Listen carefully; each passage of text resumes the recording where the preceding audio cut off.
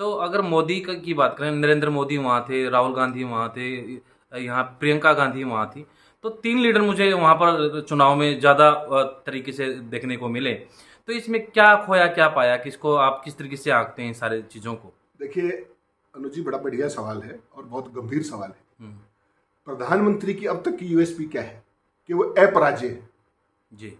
और ये चुनाव था कर्नाटक प्रदेश का। हम्म, उनको पहले से पता था ये कि वहाँ क्या होने जा रहा है, क्योंकि सेंटर की जो एजेंसीज है आईबी वगैरह की, इंटेलिजेंस की सारी रिपोर्ट्स उनके पास होती है, ऐसी बात नहीं। और शुरू में आपने देखा होगा प्रधानमंत्री जी गए भी लेट हैं कर्नाटक, लेकिन उसके बाद जो उन्होंने 10 दिन में जो जितना जबरदस्त प्रचार किया है, जिसको कारपेट बॉम्बिंग कहते हैं उसमें डिफेंस की भाषा में, उस तरह का प्रचार उन्होंने किया। 36 किलोमीटर का रोड शो बंगलोर जैसे शहर में, और तमाम दुनिया भर की रैलियां की। लेकिन इस पूरे खेल में सबसे बड़ा नुकसान भारतीय जनता पार्टी को जो हुआ है, प्रधानमंत्री की यूएसपी क्या है, अपराजय की, और वो उसमें आज बड़ा भयंकर डेंट लग गया। भारतीय जनता पार्टी पिछली बार भी सत्ता में नहीं थी वहां पर, अगर आप बहुमत के हिसाब से देखें तो उन्होंने ऑपरेशन लोटस से सत्ता पाई थी, और उसके बावजूद जो उन्होंने सारी मेहनत की और के जितना खर्चा किया है, इस चुनाव का अगर आप भारतीय जनता पार्टी का ईमानदारी से बिल चेक हो जाए कि खर्चा क्या हुआ है, it has run into thousands of crores, और उसके बावजूद ये स्थिति उनकी हुई।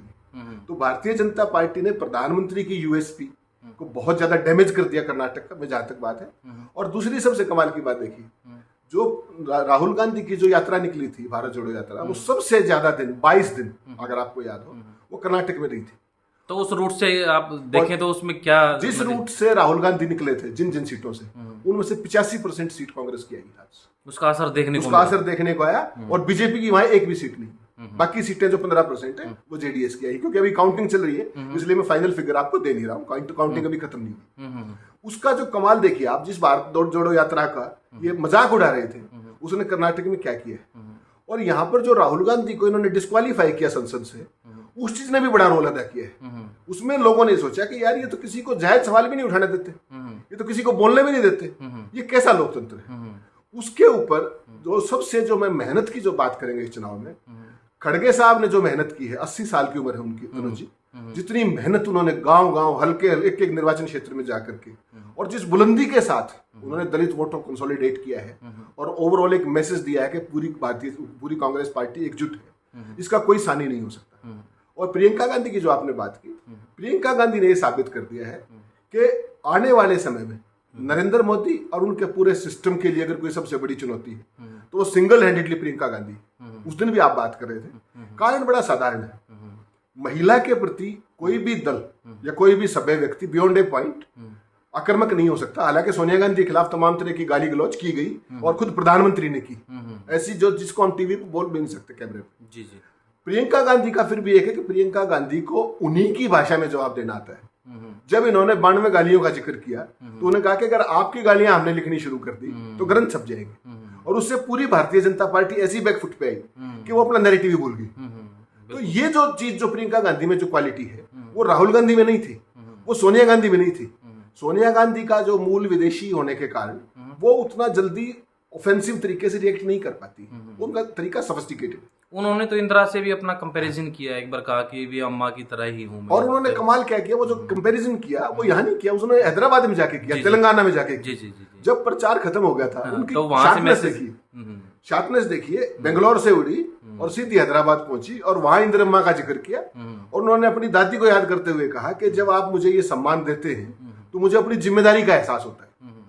तो कुल मिला के प्रियंका गांधी ने जो नैरेटिव सेट किया और जो एग्रेसिव पोस्चरिंग की, और इनका जवाब इन्हीं की भाषा में दिया। तो जो कमी अब तक आप राहुल गांधी के अंदर देखते थे कि वो इनकी भाषा में जवाब नहीं देते, तो ये बात कर्नाटक ने साबित कर दी कि इनको इनकी भाषा में जवाब देने वाला मिल गया है, और उसका काउंटर कर पाना मोदी और उनके पूरा जो सिस्टम है उनके लिए बेहद चुनौतीपूर्ण होने जा रहा है। अनुजी, इसमें कोई शक मत मानिएगा, आने वाले दिन मोदी जी के लिए बहुत दिक्कत भरे होने वाले हैं अगर उन्होंने अपनी टोन और टेंडर नहीं बदली, उन्होंने अपना कामकाज का स्टाइल नहीं बदला। लोग कह रहे हैं कि भाजपा हार गई, ये गलत कह रहे हैं लोग। भाजपा नहीं हारी, भाजपा हारी। जो उसके जितने भी अलाइज थे, ईडी, सीबीआई, केंद्रीय चुनाव आयोग, ये सारे उसके अलाइज हैं, ये उनकी सारी आर्म्स हैं। आप मानिए चुनाव लड़ने की। मोदी जी ने बजरंग बली के नाम पे वोट मांगे, कहां था बजरंग बली का नाम? बजरंग दल का नाम था। चुनाव आयोग ने उनको नोटिस दिया क्या? नहीं दिया। नोटिस दिया? नहीं दिया। और एक सोवरेंटी शब्द जो ट्वीट में था, जो सोनिया गांधी ने बोला नहीं, उसके ऊपर पूरी पार्टी को क्या नोटिस दिया इलेक्शन कमीशन ने? सो ये सारे जो हमारे जो संवैधानिक संगठन थे, चुनाव आयोग, सीबीआई, ईडी, इन सब को बीजेपी की आर्म बना दिया गया है। ये इस चुनाव ने साबित किया। और जो मोदी का जो महागठबंधन है भाजपा का, इन सारों के साथ मिलके उसको परास्त किया है, हराया नहीं है, कन्विंसिंगली हराया है और साफ कर दिया है। कर्नाटक बीजेपी के लिए एंट्री थी साउथ इंडिया के लिए। अब तक क्या कहते थे, कांग्रेस मुक्त भारत, लेकिन वो तो पता नहीं हुआ या नहीं हुआ, लेकिन भाजपा मुक्त दक्षिण भारत हो गया आज के चुनाव से, क्योंकि दक्षिण के भारत में और कहीं इनकी कोई एंट्री अब तक बीजेपी की है नहीं। ये है।